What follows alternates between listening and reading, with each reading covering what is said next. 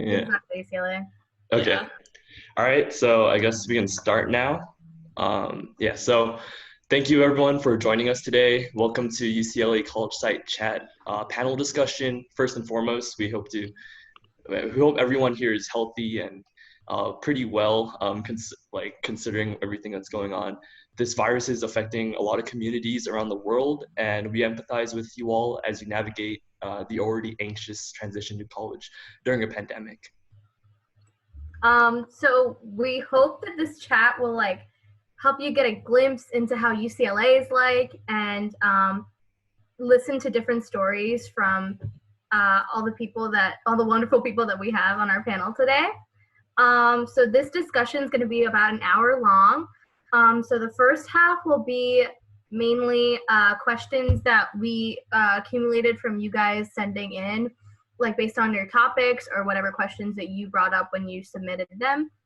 And the second portion will be we're going to be letting you guys ask questions either in the chat, or we're going to let you speak after that. Right now you can't speak right now, just to keep things so people from Zoom bombing and stuff like that.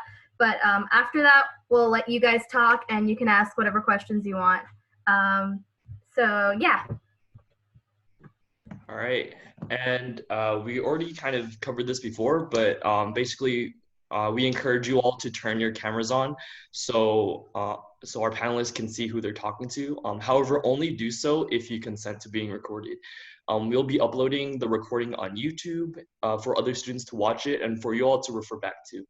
We're going to kick things off with introductions. So let's have each of our panelists introduce themselves with their names, pronouns, hometowns, years, majors, and the first thing that you're gonna do when the quarantine is over.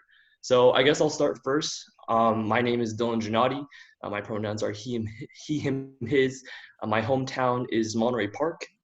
And my year is, I'm a first year and I'm gonna graduate at 2023, not 2013. My major is economics and I'm a film minor.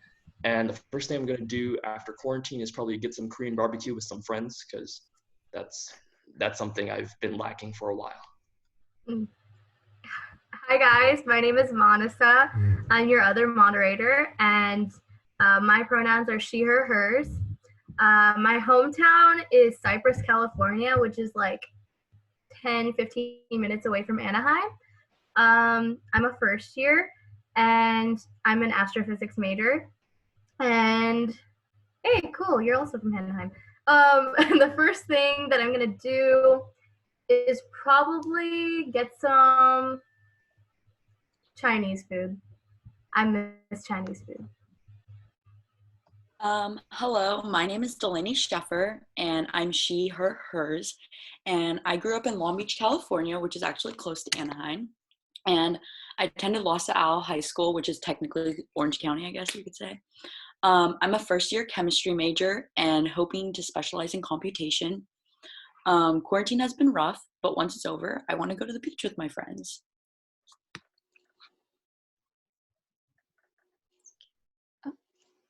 Hi, my name is Tiffany Dawn. My pronouns are she, her, hers. I grew up in Riverside, California, which is also close to Anaheim and Long Beach. And I attended Hillcrest High School. I'll be graduating in 2023, and I currently major in molecular cellular developmental biology, which is abbreviated as MCDB.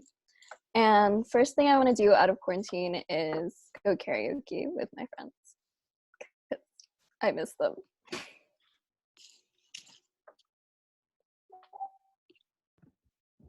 Hey guys, my name's Alexandra. I'm a first year bioengineering major and I'm from Pasadena, which is where the Rose Bowl is if you guys follow UCLA football. First thing I'm gonna do after quarantine is probably go hiking with my friends. Hello, I'm Kylie. I'm from San Diego. My pronouns are she, her, hers. And let's see, I'm going to graduate in 2023, so I'm a freshman.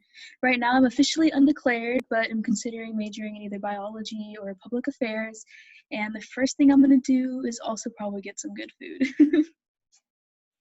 Hi, I'm Emily. My pronouns are she, her, hers. I'm from Monterey Park, and I'm a fourth year political science and communications double major. So it's my last couple months left of college. First thing I'm going to do out of quarantine is definitely go to brunch with my friends somewhere in LA. Hi, I'm Shay or Shelmily. I am a business econ major and graduating in 2023. And I am from Pittsburgh, Pennsylvania, so out of state, whoever is out of state. And after quarantine, I'm probably going to just meet my friends for ice cream or something. I don't know. Hi, I'm Mona. I am a second-year computational biology major from the Bay Area. And after quarantine, I'm really excited to go hang out in coffee shops with some of my friends.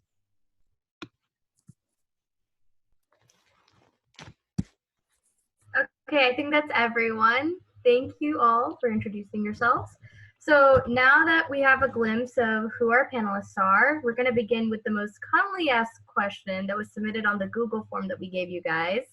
And we're going to ask, how have you changed the most in college? And how has UCLA influenced that change? So Kylie, do you want to go first? Yeah, sounds great. So I think since starting college, I've become a lot more confident. I figured out I can do stuff on my own. Like I can figure out how to do my own laundry in a new machine or schedule my classes and activities so everything kind of makes sense together. And that's just made me feel like, I can be independent, which is pretty cool. UCLA specifically, let's see. I think it's been really cool to join new clubs and to be able to meet people with similar interests with me, which also helps me realize, hey, I'm not alone figuring out college, and that has been a really cool thing for me.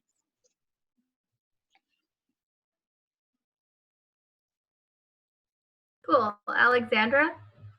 Yeah, so for me, honestly, like the confidence thing was a big thing.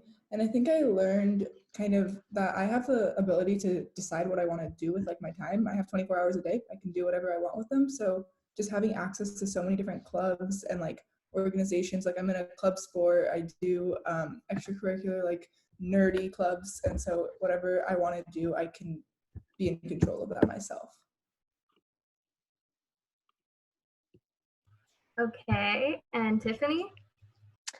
Yeah, so coming to LA, I was definitely suffering from a serious case of senioritis, and I really needed to get my act together because the quarter system was pretty unforgiving. I felt like if you fell behind, it was a little bit difficult to catch up. So I really needed to figure out how to manage my time, how to be independent. High school kind of felt like a place where I was babied in a sense, and going into college, you're kind of forced to grow and learn as a person. UCLA specifically, I met a lot of driven and talented people, and that really motivated me to try my best to like push myself further and also work my hardest. So I'm grateful for that. Nice. Mona, did you want to add something to that?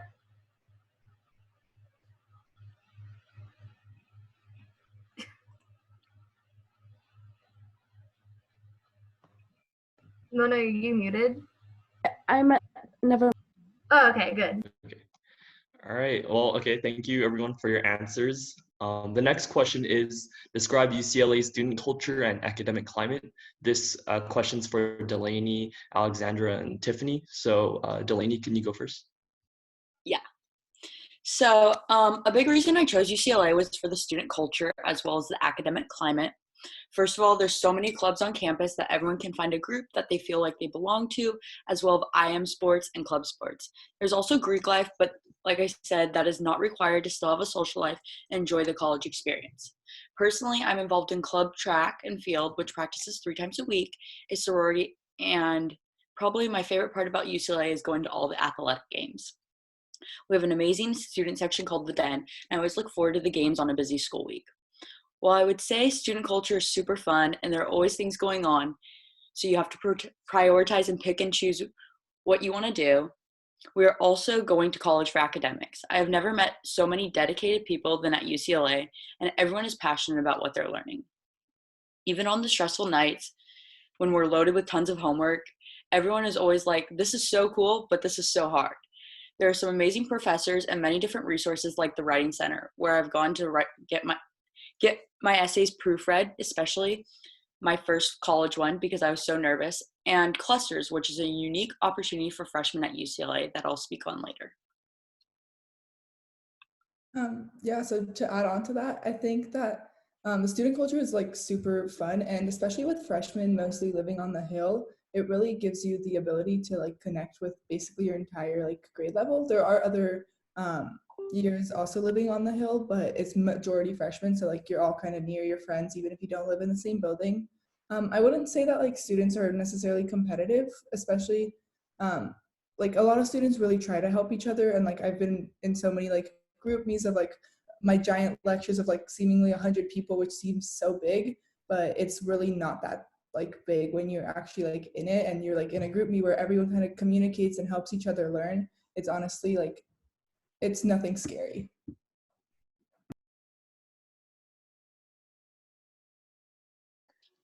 Hi. So I agree with what both Delaney and Alexandra said. You can definitely find that balance of social and academic aspects of student culture at UCLA. Like, I've gotten that question before from people, like, was it hard to find a social circle? Was it hard to kind of find a place where you felt like if you fit in? And I definitely did feel that in the beginning. I felt a serious case of imposter syndrome coming to LA and seeing all these driven and talented people. But over time, I realized that I came to LA for a reason. Like, I'm here for a reason, and I can push myself to be one of those motivated and talented people if I really work hard at it. So that's one thing I really appreciated coming to LA. On top of that, I'm in a good amount of clubs and sports. It's a great way to put yourself out there and really reach out. If you want to find your place at LA, you really need to push yourself outside of your comfort zone, because it's not really going to fall in your lap, and it's just how you can grow as a person. Just put yourself out there.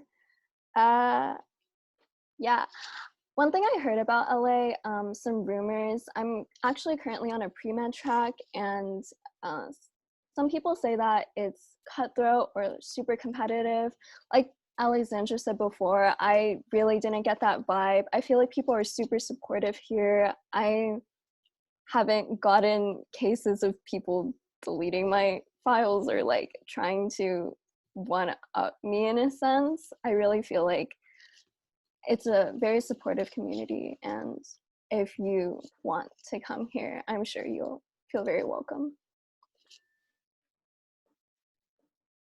All right, thank you guys so much. And to add on to that, like, I just want to reiterate, like, it might seem scary at first and that everyone is like doing better than you, but like, trust me, like, everyone's in the same boat, and don't be afraid to reach out to people and like make study groups and stuff like that.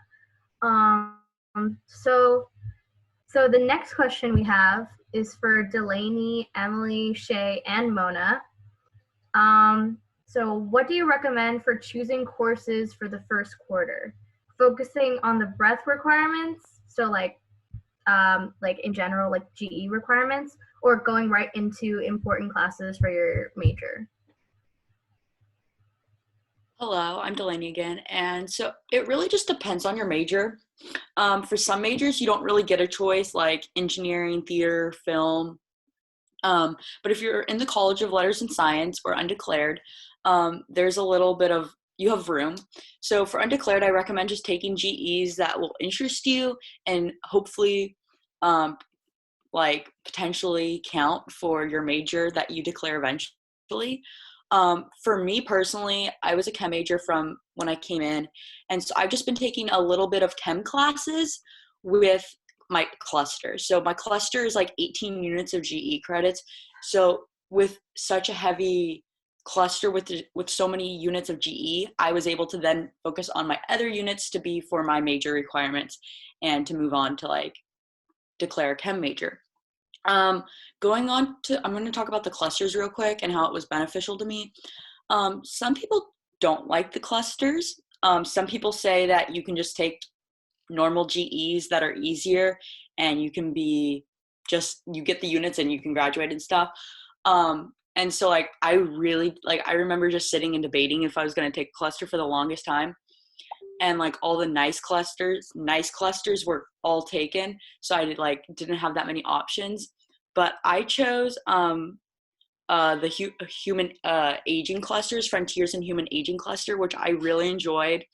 And I felt like it was just as much work as normal GE class, but some other clusters, like I've heard, I don't want to start rumors, or it really just depends, but if you're going to do a cluster, choose a cluster that interests you, because you're going to have to do a lot of work about it.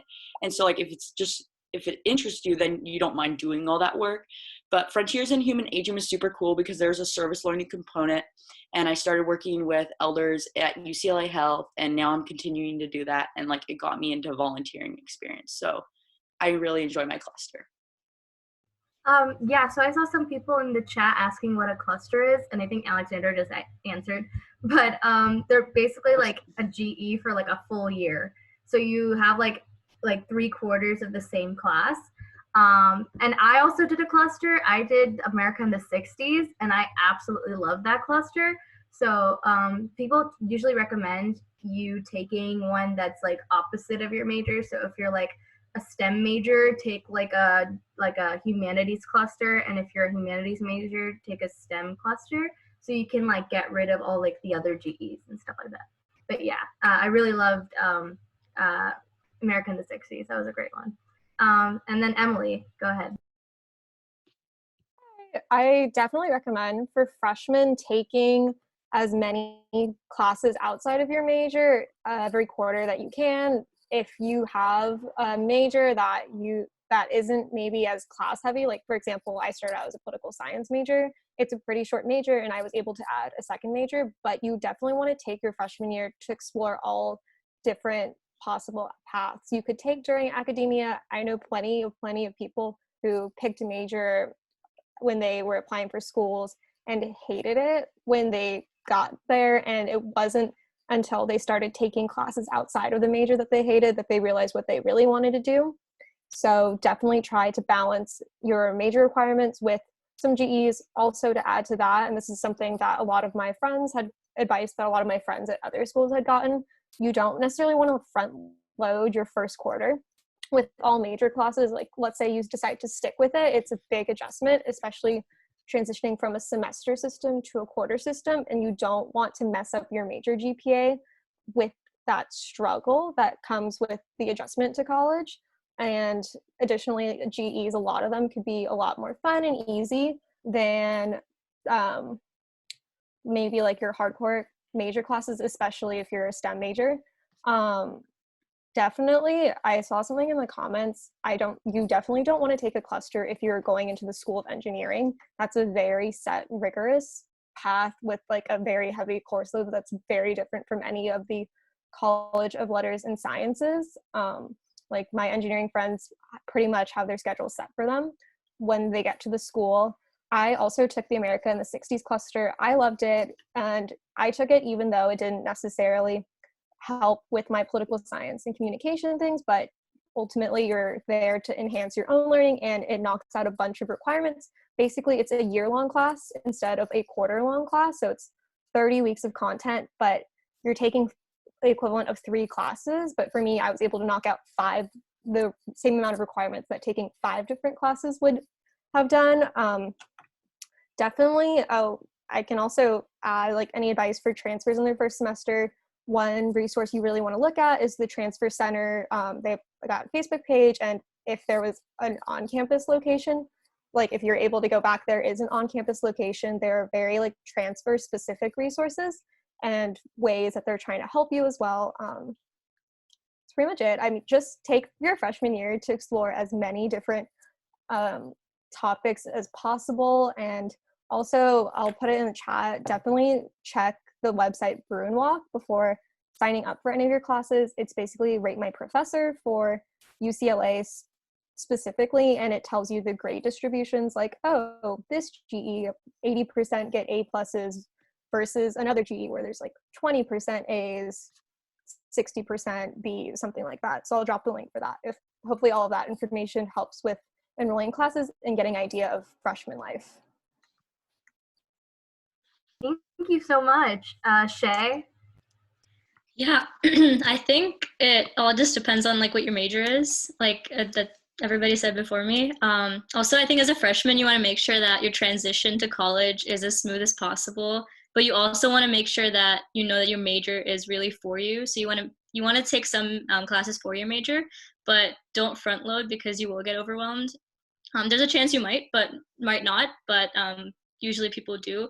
So just try to like have a variety of classes, even classes that you're probably not gonna pursue like for a major, even if you're just interested in it, like as a side hobby or something. Just you can take that as like a GE and fill out all those GE requirements, because letters in science, has a lot of GE requirements. So you want to get those kind of out of the way, or like just try to take as many as possible, because those are pretty fun and you're paying a lot to go to school, so you might as well take classes you really enjoy. And so I kind of took like 1 to 2 major classes every quarter, and the rest of them I just filled up with GEs that I really kind of enjoyed. And definitely check out Bruin Walk. It's really helpful to just like choose what professors you like, because even if the class is really good and the professor is not, it can ruin the class for you and vice versa. So make sure you check out that website. Awesome. All right. Well, thanks for all your answers. Mona, do you want to add something? Yeah, for sure. So sorry. I'm a second-year computational and systems biology major, and I've actually changed my major twice since officially setting foot on UCLA. And one thing that I found personally for me, because I too a lot of people in the chats were asking about like if you're a little bit more undeclared, a little bit uncertain about like which field you want to go in. For me personally, I was really torn between things like in the engineering school, like CS and biology and like the pre-med track. So what I did my first year, I took a pretty split course load between like more traditionally pre-med biology classes and also making sure I was keeping on pace with pretty basic prereqs for some of the more course heavy majors. For example, for like a more engineering class, making sure that I was on top of my math requirement, because generally math is going to be the limiting factor if you decide to switch majors later on into something a little bit more technical. So I think generally as a freshman, you want to make sure that you're taking classes that allow you to explore things while also allowing you to set the groundwork for a lot of different majors later on. So for example, like sorry, and generally you should also, like, GEs represent a really great opportunity to do that, because there are a lot of classes that will count for both GE credit and also as lower div requirements for some majors. So for example, a lot of the chemistry lower divs will count for some of your like more scientific based GEs versus lower divs in like the Asian American studies or like poli-sci or sociology or psych classes will also count for more like social breadth GEs as well. So you have the option to like so you're not wasting any units. All right, thank you so much. So you want to go to Dylan? Oh yeah. All right. Well, yeah, thank you for all your responses. I think like just to add a little bit on that, I also did a cluster for my first year, and like it was on political violence, so it was on humanities, and I'm a humanities major, and I did it because more so like I was interested in the content rather than trying to just get rid of credits. But that's a good thing too. It also gets rid of your writing 2 requirement, which is a class that you'll have to take with the writing 2 that I think everyone in the College of Letters and Science has to pass. All right, and for our next question, which is gonna go to Emily, Mona, and Shay. It's what do you dislike most about UCLA, and how can it improve? Okay, so what I would say about what I maybe dislike about the school the most and like what I think can be improved isn't necessarily something that is specific only to UCLA, but is kind of a big thing at a lot of really top universities that are really competitive to get into. I think that a lot of students are very focused on like a certain type of success and have a very set idea of what success constitutes, pretty much like, oh, I have to get A's on everything, I have to get this internship, and then I have to get this job offer. And a lot of people, I feel, in my experience that I've run into, kind of don't take the time to stop and breathe and admit to themselves, like, it's okay to not do so hot, it's okay to take a break. You don't need to have like 3 internships every year, and you don't need to ace every single exam. And I think one way that people can improve, like on an individual level, like once you stop comparing yourself to people you see on Facebook or LinkedIn or Instagram or that you see in your classes, you'll be a lot happier. Like every person is on their own specific journey, and everybody has their own idea of what is like success should be, and it shouldn't just be set to like, oh, doing well in a school setting, but like, what are you learning? Like, what conversations are you having? Like, also make sure to have fun. And a key piece of advice that I wish I'd taken really early on is like, don't compare yourself to people, and also just enjoy the 4 years that you have, or 5 years, or however long you end up taking. Just enjoy the ride and have a good time. Oh, that was pretty much my answer. So Right. Yeah. All right, Shay.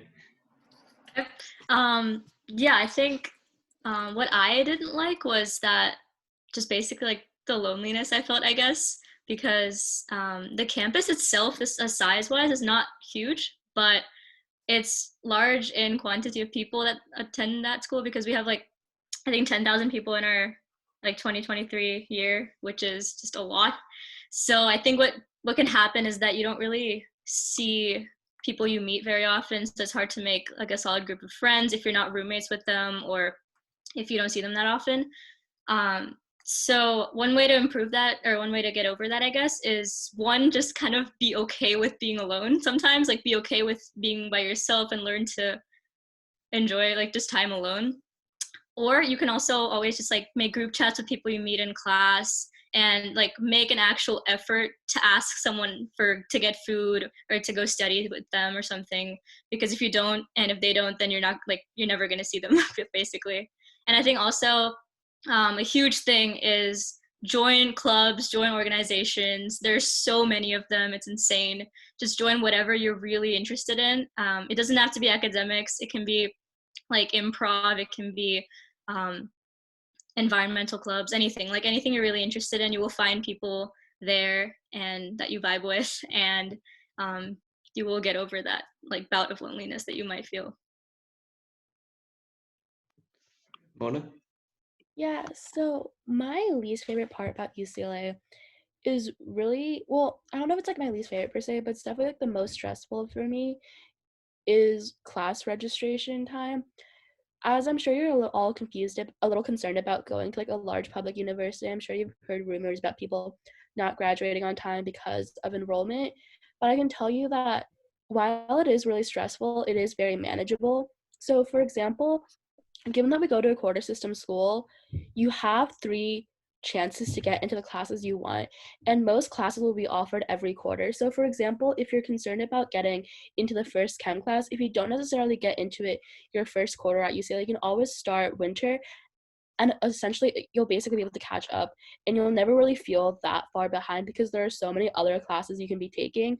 So even though like you might not get like the classes that you like apps you thought you wanted, you will almost always end up with classes that will still help you get credits and also keep you on track to graduate on time, and so you can do everything that you want. But the way that, and another thing about UCLA class registration is that classes tend to be split into like discussion and lecture. So there's going to be one really large lecture with like your classic college lecture hall, like the full like 200 to 300 people, and there's also going to be a smaller discussion alongside that lecture. This is going to be time for you to like talk to your TA in like a smaller classroom setting that tends to be like about 20 to 30 people. And generally when you're enrolling in classes, while you might not get like the ideal discussion, you will probably still be able to enroll in the lecture even if you might not be in the exact discussion time you want. And professors also and TAs can be somewhat flexible about timing. And there's also a lot of different like professors. So while you might not end up in like the ideal discussion or teach or a professor, you will still probably end up getting the classes that you want. All right, thank you guys. So this next question is something I can really relate to because I felt a lot of it. I'm pretty sure everyone felt it here. So imposter syndrome, right? So a lot of us have either faced it or at least heard about it.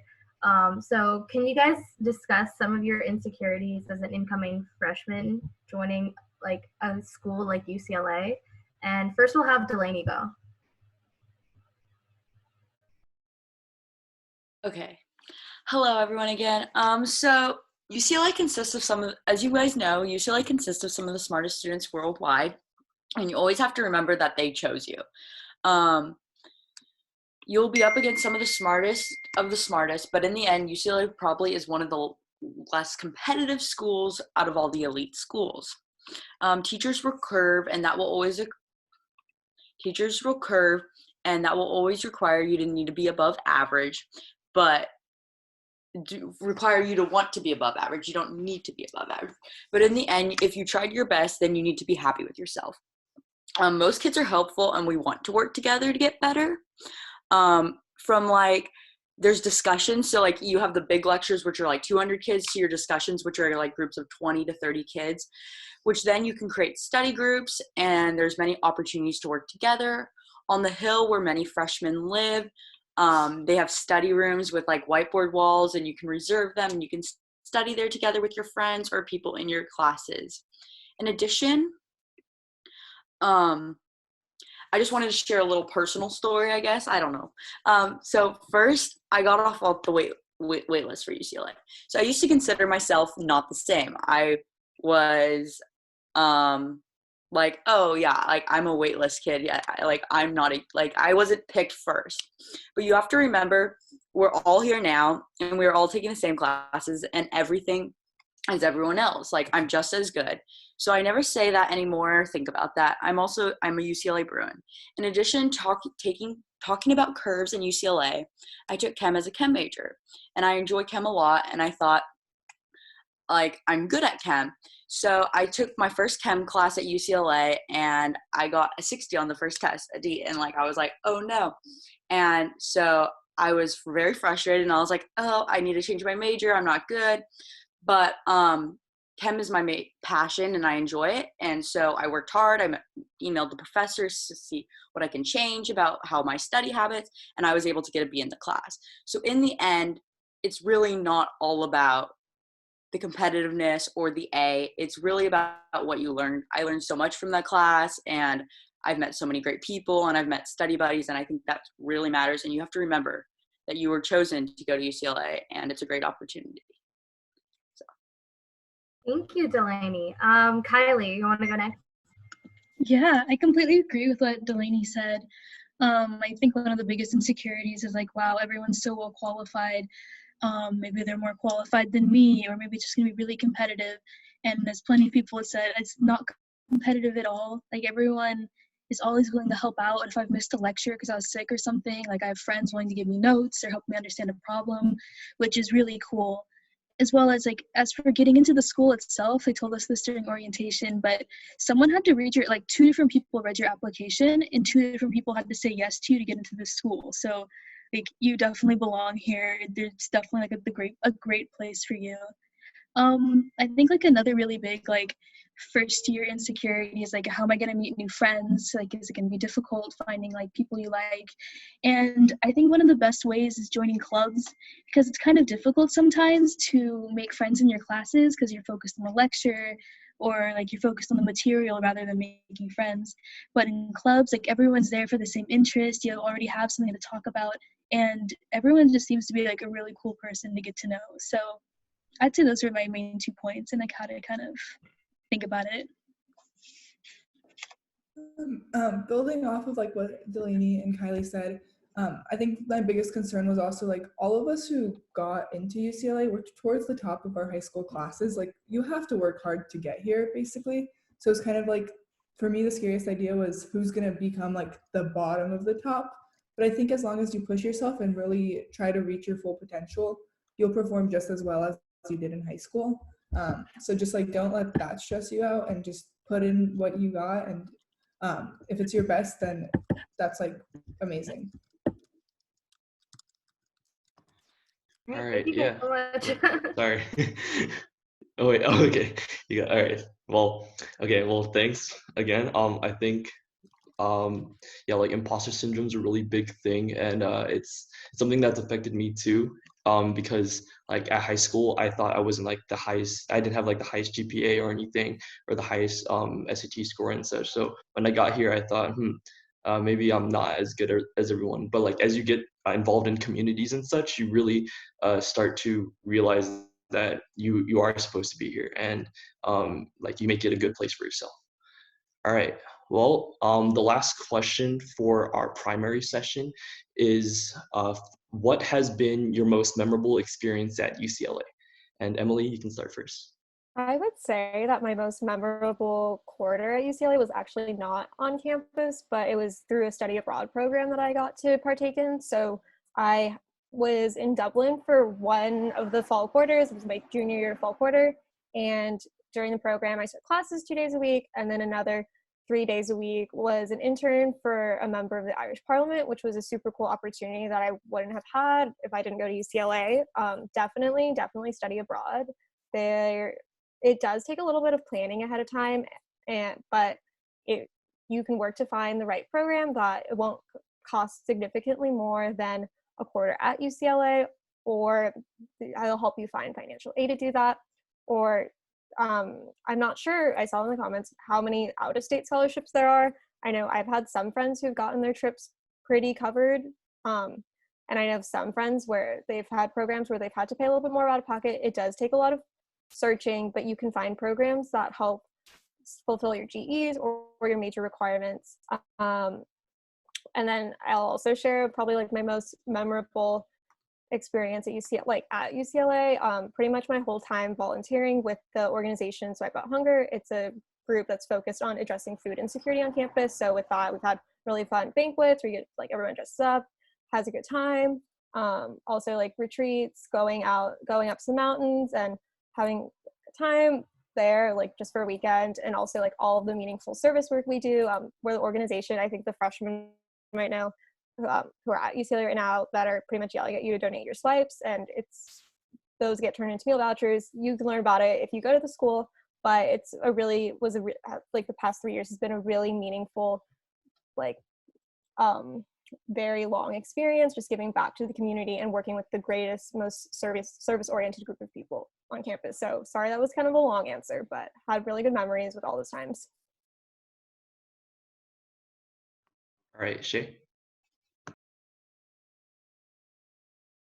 Muted. Oh, okay. I think it's really hard to choose like one big thing that was my favorite, but I joined this publishing club called like the Bruin Review, and I think that's been like one of my best like decisions of joining UCLA, is because they just like allowed me to like start like a podcast or like write these articles and stuff. And then we also had retreats. Like they're really fun. A lot of clubs do them. If you join a club, it's like look forward to that. And yeah, and then I think also just like studying really late at night, getting like late night, it's like 3 a.m. or something, 2 a.m.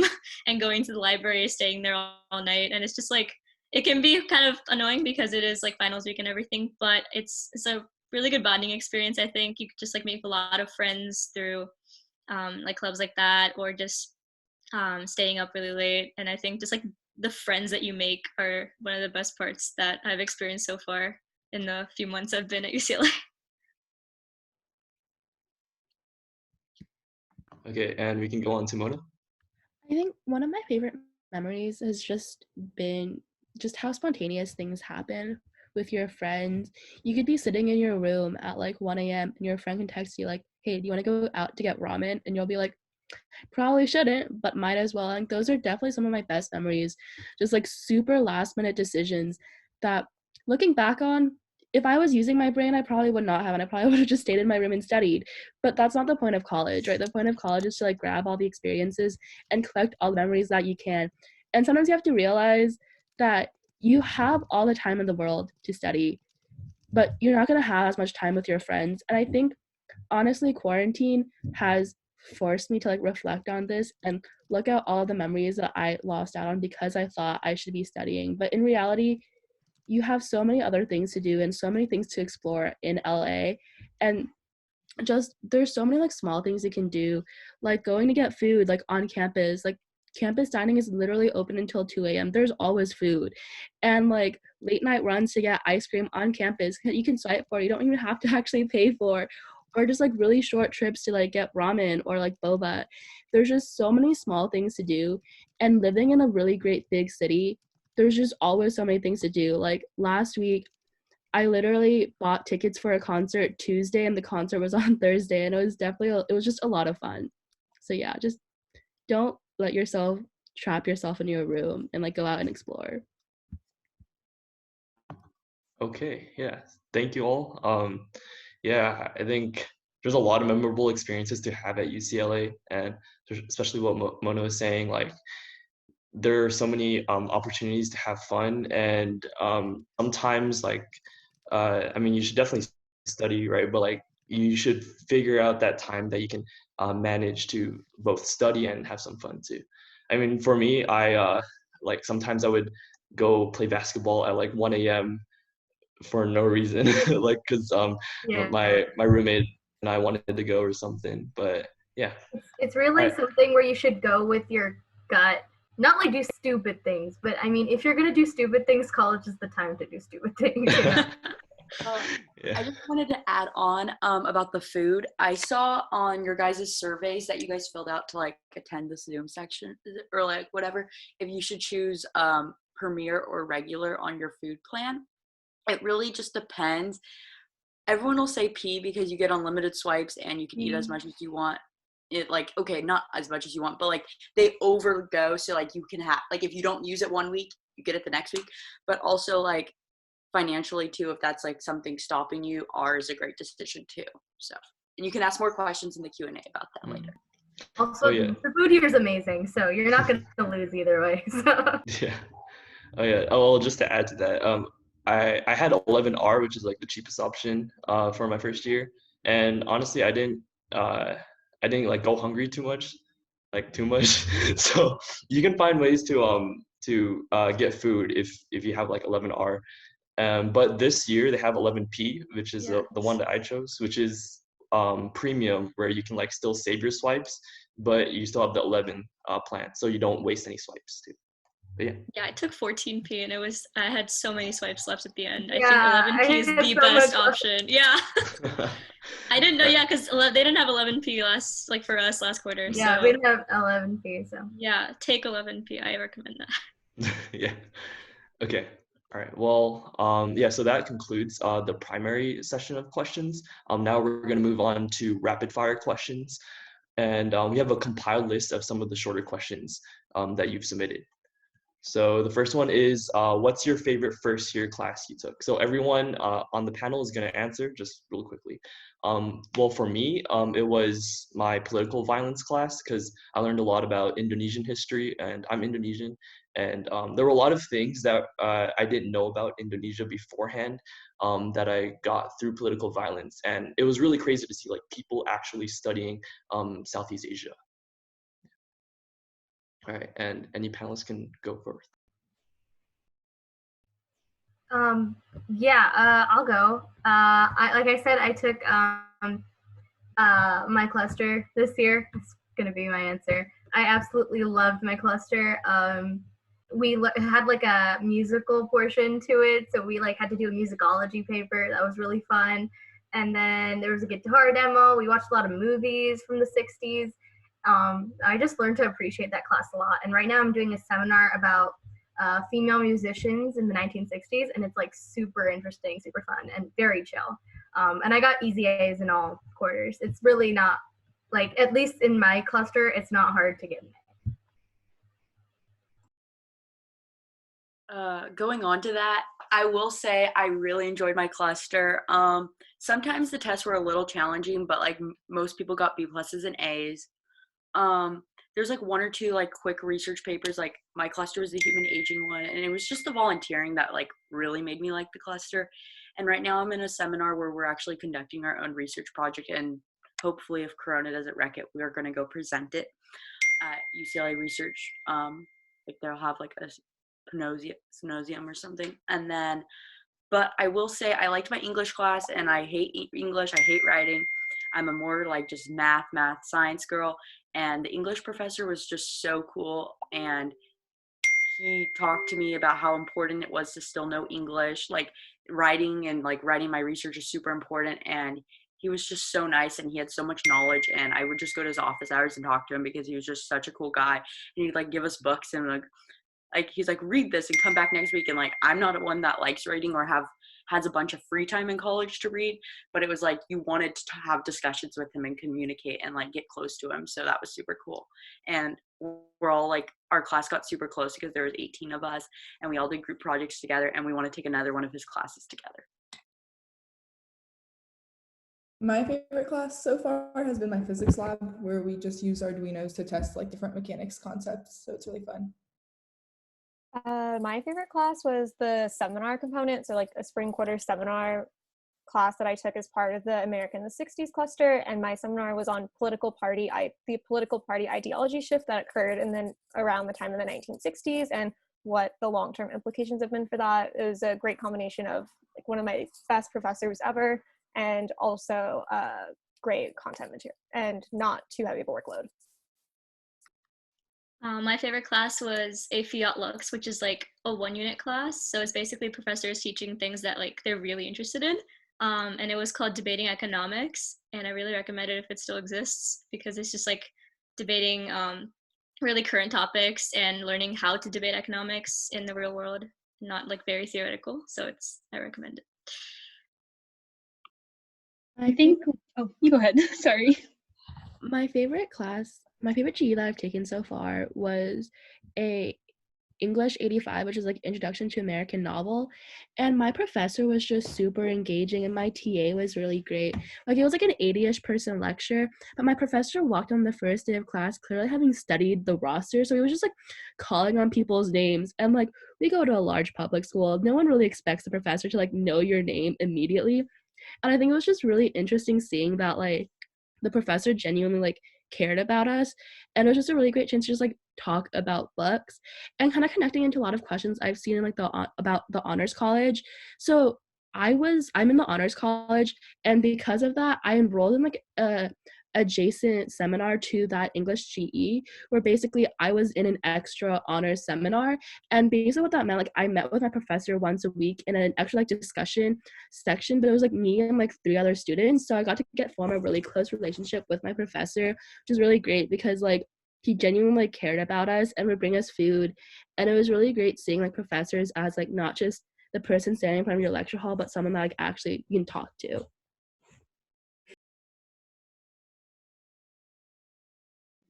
I also liked a Fiat Lux as one of my favorite classes on Filipino culture, and the professor would bring us food.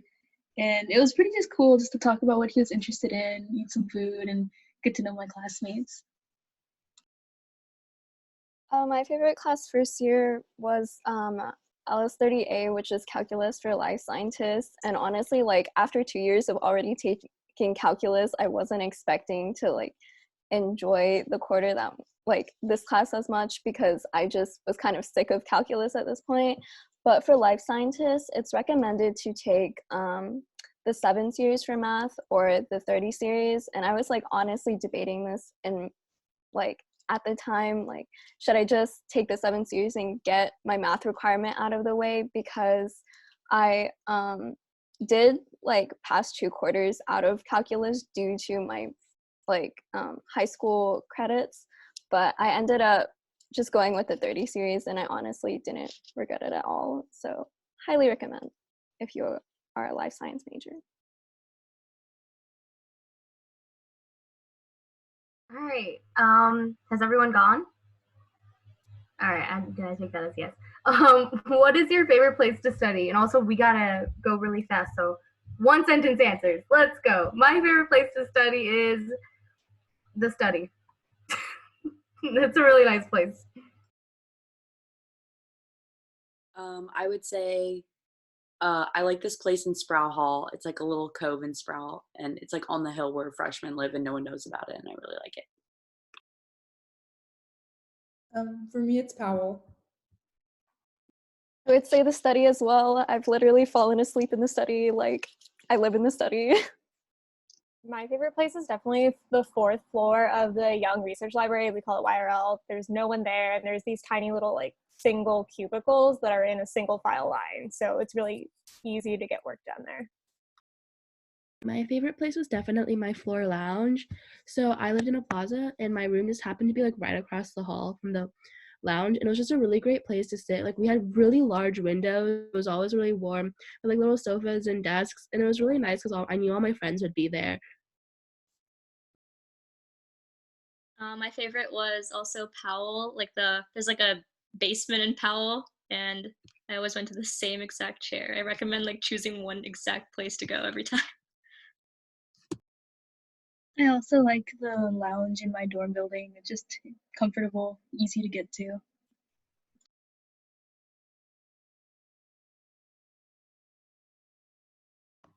All right, has everyone gone?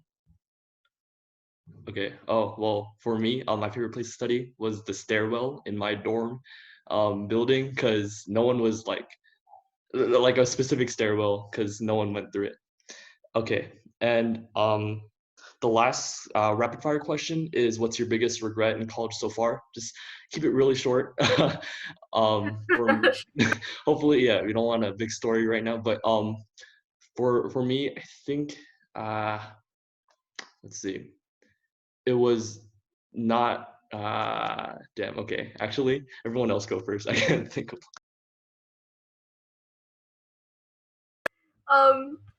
I would say not joining as many clubs as I was interested in. I only joined like 1 or 2. I should have joined a lot more. So I'm definitely gonna do that next quarter in fall.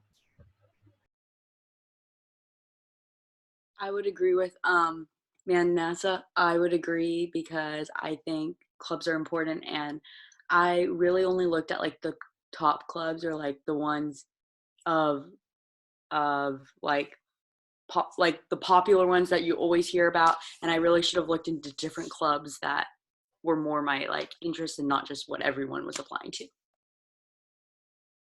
I would say my biggest regret is probably like not taking the time to go out of LA on the weekends more, like once like in the weeks where school wasn't as heavy, like taking little weekend trips out of the area, like up to the Bay or like up to Yosemite or to the desert or something.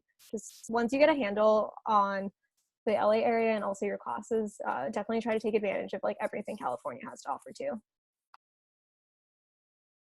Yeah, I agree with Emily. Oh, I'm so sorry. No, go ahead.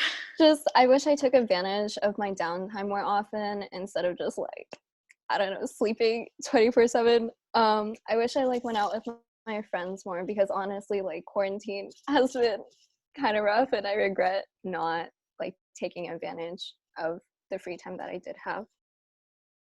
Yeah, I think 2 regrets. One is like just clubs organization that I really wanted to do, but I was scared to do them. And then 2, not talking to my professors enough. I think if you talk to them a lot, it's gonna be very beneficial for you for a lot of different reasons. We can talk about that later if you have time. I wish I would have gone to more office hours just to like talk to TAs and professors, because they're pretty cool people, but not a lot of regrets so far. For me, it'd be stressing out so much around the time of like enrollment, because in the end everything worked out and I got all my classes and like I stressed a crazy amount for no reason. I think my biggest regret was pushing things off. Like, specifically, like, I spent a lot of my sophomore year trying to figure out what I was trying to do with my life, like professionally, career-wise, and I postponed a lot of like more social fun things that I was planning to do spring quarter, but obviously those opportunities were robbed of me. So I just wish I had spent more time like earlier and like done like Foundations, which is like a dance org, which is like very beginner friendly and very social and very like fun, or like rushed to professional frat earlier.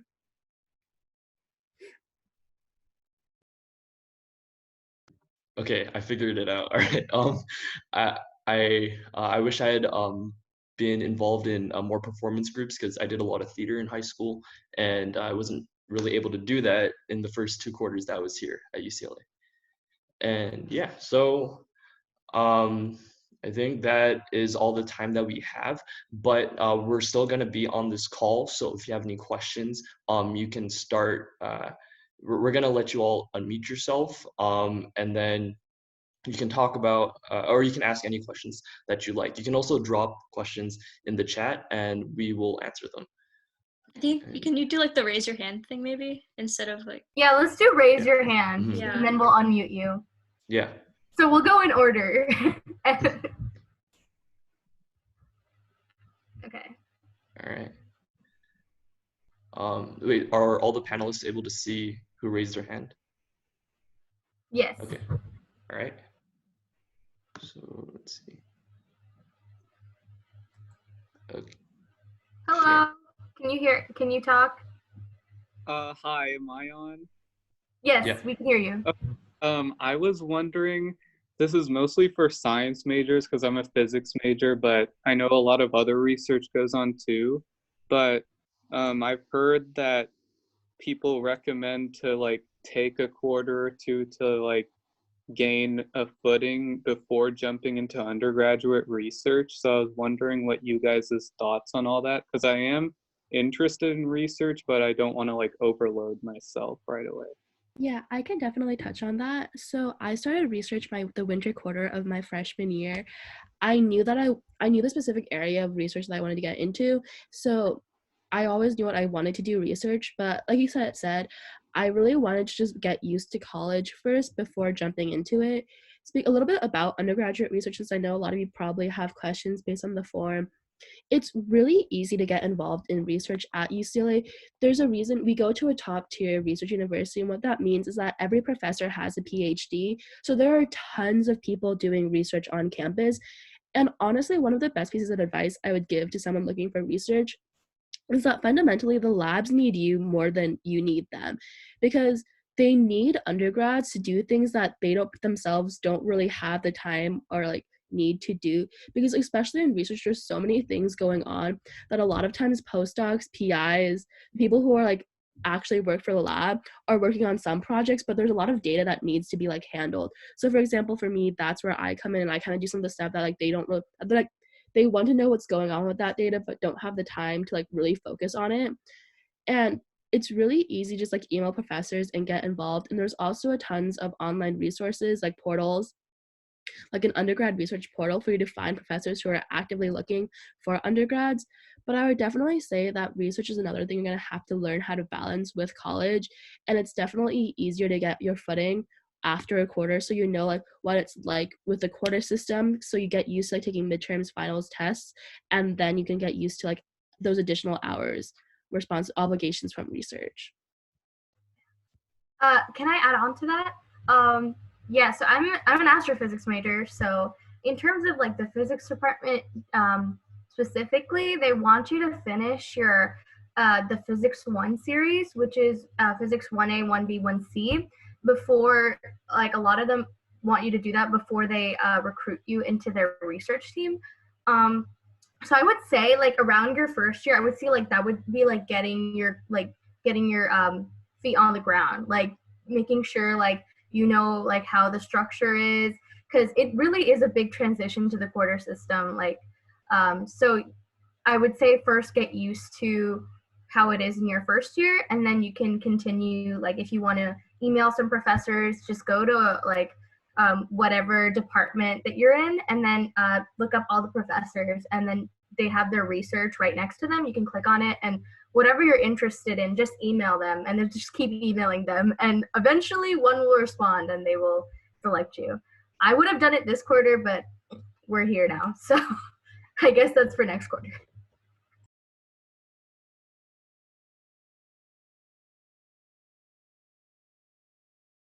I just kind of wanted to address like Greek life because I saw that was in the chats a lot, and I just wanted that was supposed to be one of our last quick questions before we ran out of time.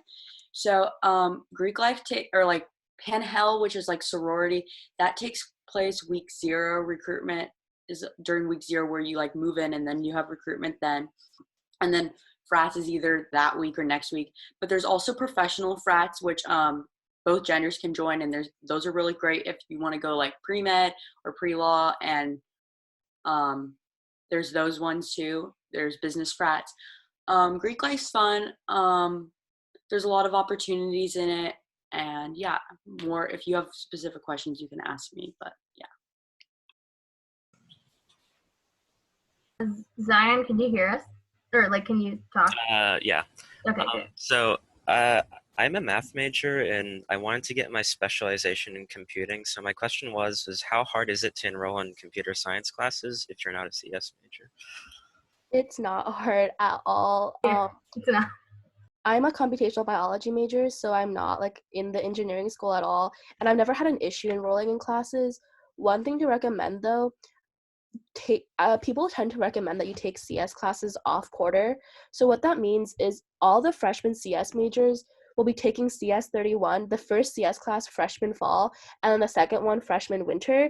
So people who aren't like CS majors tend to take CS classes starting in the winter and spring because that series tends to be a little easier because you're not competing against freshmen. But professors are usually the CS department is the one department that does give out a lot of PTEs, and because they don't really care as much about like lecture hall capacity because they don't really expect everyone to go to class per se. Yeah, I'm taking CS 31 right now, so I guess that shows you that it's not really that hard to get in. And also, in general, if you waitlist, most likely you will get into a class, like lower division. So don't be worried if you're even waitlisted for a class, you'll most likely be able to get in.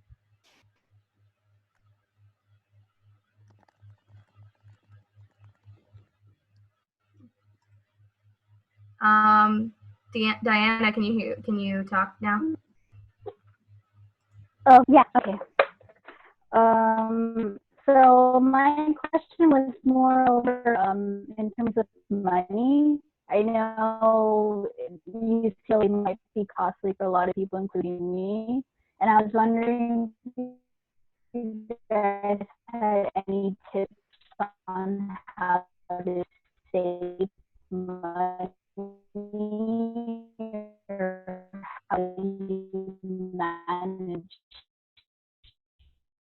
all that through UCLA. Oh, Diana, is it possible if you could ask the question in the chat? I wasn't able to get the whole thing. I think your internet might be cutting off a little bit.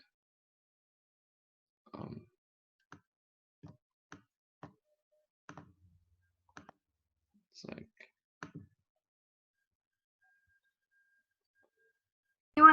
if anyone else has a question, go ahead. You can raise your hand or you can type it in the chat. Diana, you can put your question in the chat. We'll answer it. Yeah. I think that what Diana was saying was she was asking about like financing for UCLA is like really expensive and like costs are important for her, and like that's a big deciding factor. And for me,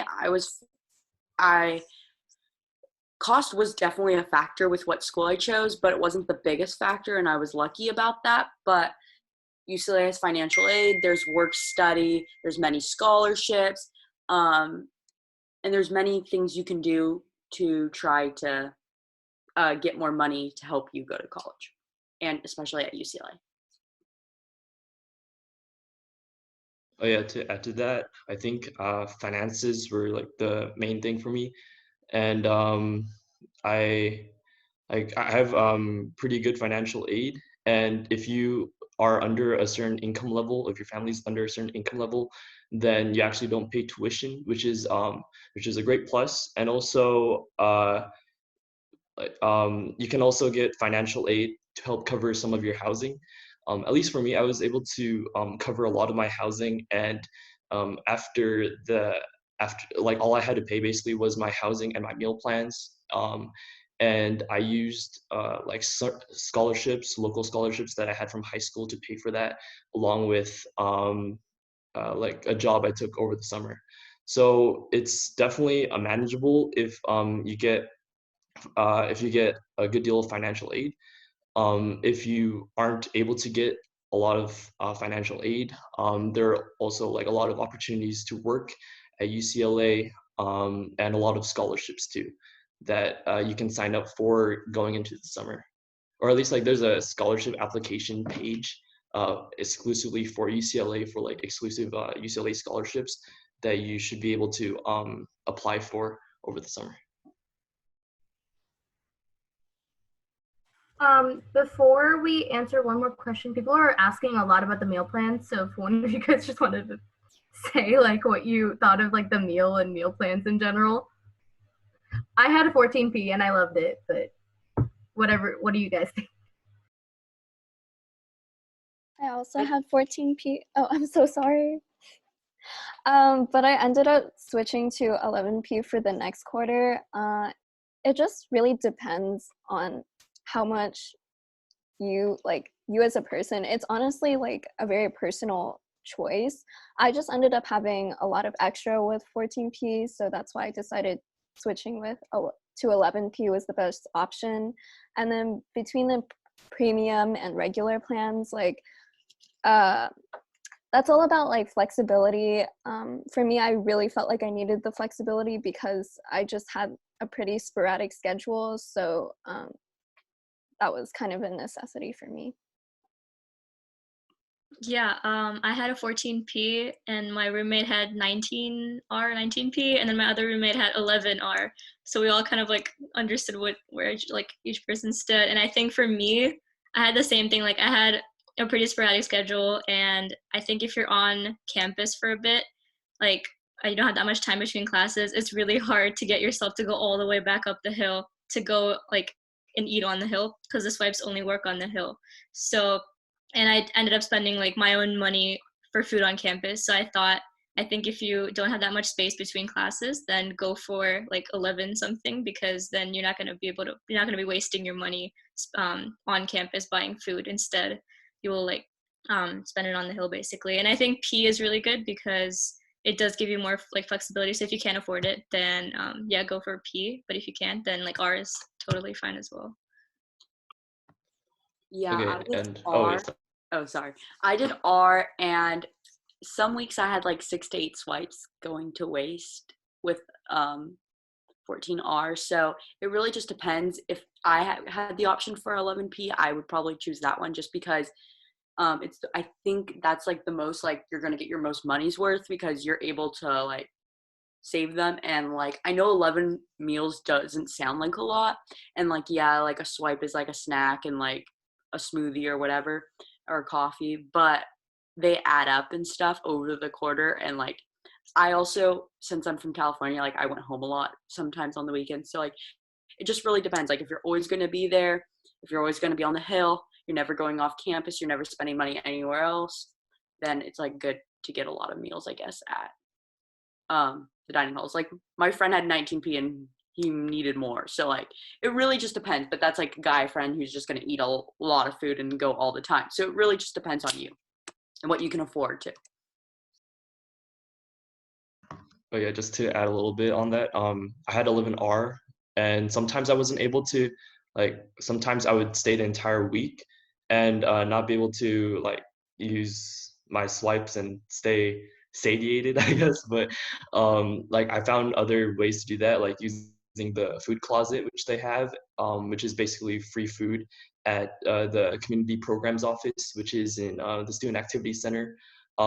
If you go on campus, or like eventually when everything's over, you'll see like this big building called the Student Activity Center, and they have a food closet there that you can use in order to just get free food or snack or something if you need it. And also another thing you could do, another thing that I did was I went to like free dinners and stuff there. There was like free dinners every week for the University Catholic Church that I went to. So if I wasn't able to be able to eat for like twice a day, I would go to their dinner. but yeah, I think 11p is pretty good, just in my perspective, because you're able to save your swipes and use it later on. Also, you can swipe your friends in, or like people that live off campus. Like you can swipe them into a dining hall. So if you're gonna swipe some people in, 14p might be better. But like again, it's all like depends on your like eating habits, all that. We also have someone raising their hand. Alette. Sorry if I'm pronouncing your name wrong. I'm unmuting you. Hi, you're fine. It's pronounced Alette, so you're perfect. Okay, so my question is, I'm interested in taking a summer class maybe, and I'm wondering if there's like any specific class that you'd recommend knocking out over the summer. And like for background, I'm planning on doing the pre-med track as like maybe a bio major or a psych major. So if there are any classes that I could knock out over the summer for that.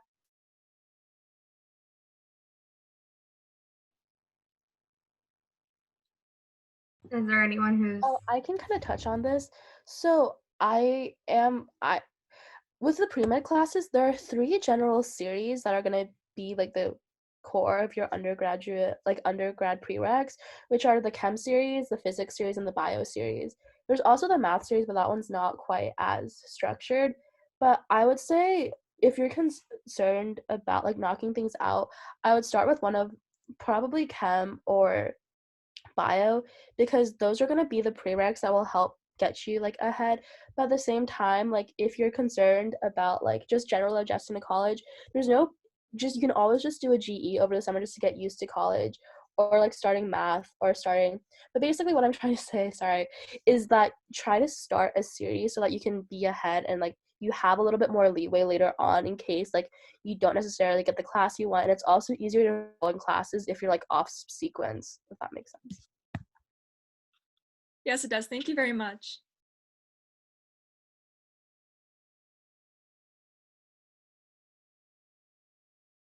Any more questions? People raising their hands? You can go ahead and raise your hand if you're not scared to speak anything. Then we can just look at some questions on the chat. I also chose UCLA over Berkeley.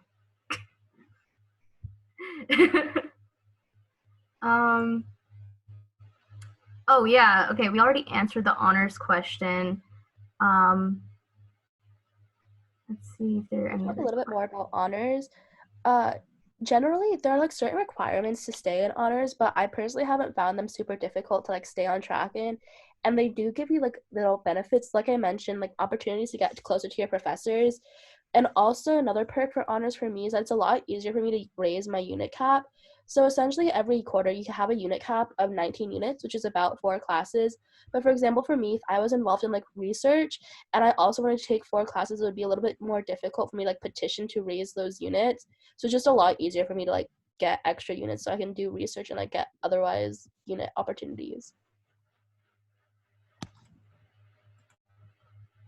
In terms of raising your units, it also depends on your GPA sometimes.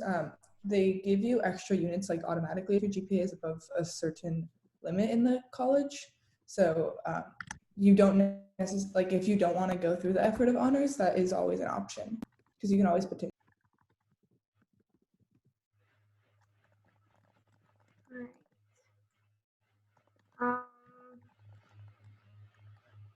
So many people are talking about Cal and UCLA.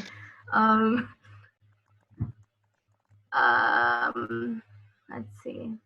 Well, I could answer one question from Josh. Eating out at UCLA. So it depends where you eat. One thing that I did was on Wednesdays they have $1 fish tacos at Baja California in Westwood, which is pretty good. And they have like pretty good deals in restaurants. Like there's $2 Pizookie at BJ's. I think either on Tuesday or Thursday, I forgot. But yeah, there's like a lot of different deals in Westwood, and the food there is really great. Was it? Wait, what? Diddy Reese is always cheap. Oh yeah, that's yeah. So that's not a meal, but I'm saying like example. Yeah, yeah. But as far as like meals and stuff, I haven't. I think like you would kind of expect around like $10 to $11 if you want to like eat out really like for a meal or something. So it's kind of similar to most restaurants, I think. But yeah, it could definitely be more expensive if you go to an expensive restaurant. Um, Someone was asking about out of state. So I know Shay's out of state. Want to talk about like someone was asking, is it really expensive out of state? If there's any ways you could Yeah. Yeah. Yeah, I was actually just writing the message on the chat.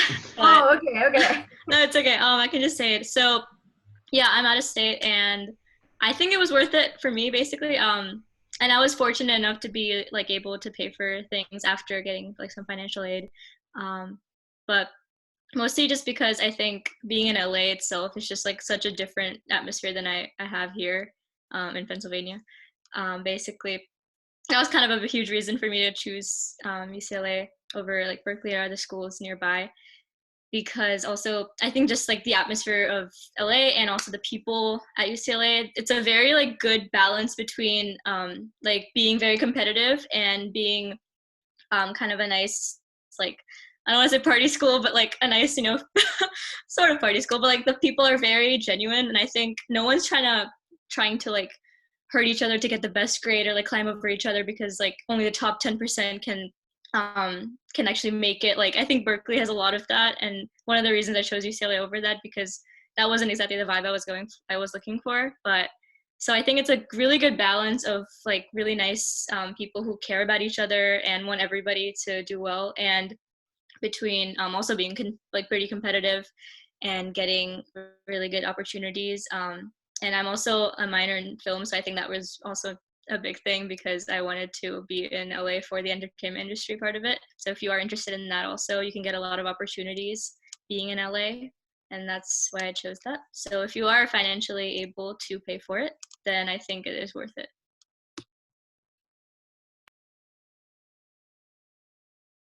All right, are there any more questions you guys want to throw in the chat? No, applying for a job. Oh yeah, I think you answered that, Delaney. Yeah, there are a lot of clubs that host in general, like a lot of job fairs. Engineering does it a lot. But in general, there are a lot of places where you can just like talk. And even though as a freshman, you're most likely not going to get hired by any of these companies, it's great to go and just like practice your elevator speech, so to say, like make a resume, like be prepared, be professional. Like doing more of these will like get you into a space where you will eventually like make like be hired by someone, hopefully. So that would be like, there's a lot of opportunities like that, a lot of clubs that do stuff like that, especially in engineering. I can kind of touch that too, because I've been doing a lot of recruiting lately. So I kind of mentioned that I'm like computational biology, so I'm like trying to do like 3 different things all at once, which is like not the most, would not really recommend, but UCLA has so many resources for literally like any industry you could think of. So for people, I know someone was asking about like business, like CS and econ. There are a lot of different like CS career fairs, and there are also a lot of finance and business related ones. From UCLA, people usually don't really end up in like pure like investment banking, but if you are interested, there's a lot of like business development opportunities and also accounting and consulting. So for me personally, I'm trying to get into consulting, and UCLA has a bunch of different like, UBS is like the undergrad business society, which puts on a lot of events to help people prepare for recruiting for these more like exclusive industries. All right. Yeah, Alexandra just answered this, but if anyone else wants to jump in, how would you guys like choose between, if you're choosing between a smaller school and UCLA, what made you choose UCLA? Even though it's like gigantic, it's probably one of the biggest, I think, student undergrad population out of all the UCs. One of the things that every tour guide will tell you can always make a big school smaller, and you can never make a small school bigger. And I think that's really why, because UCLA might seem really overwhelming, but like a month or so in, you'll start realizing that everyone you know knows each other, and it feels a lot smaller than it really is because you start joining organizations and you start making friends and networks and communities that make UCLA feel a lot smaller and like approachable. But at the same time, you have like the opportunities and resources that come with a bigger institution. Adding on to that, kind of what Mona said, like, if I don't even think the school's big anymore, because now that I'm there, like, I'll go get ice cream on the hill, and like I run into 5 people that I saw in a class or I know from something else or a club, and it's just like you always see people. Like, it's big, but there's many ways that UCLA offers it to be small, from the office hours, which and the discussion classes and all the different little small things that you can find yourself and be part of will make the school feel smaller. And it's more well known, I think. Well, like, I don't know the small school you're talking about, but yeah.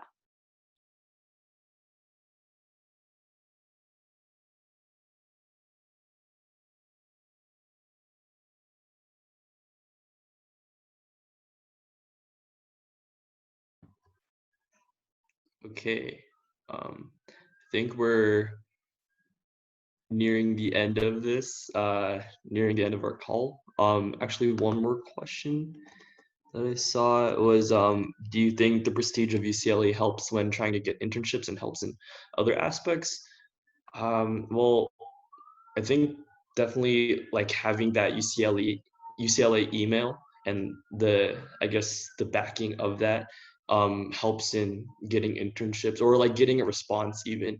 Because now I use my UCLA email when I'm doing professional things, or I have it on my resume, because I think just having that name to it sort of adds to whatever resume you're trying to submit. But just don't think about the prestige of it though. Like the point is to, you know, back up that prestige when you go into that interview, or like when you go into that networking session, because it doesn't matter if you aren't using the resources at UCLA to build yourself too.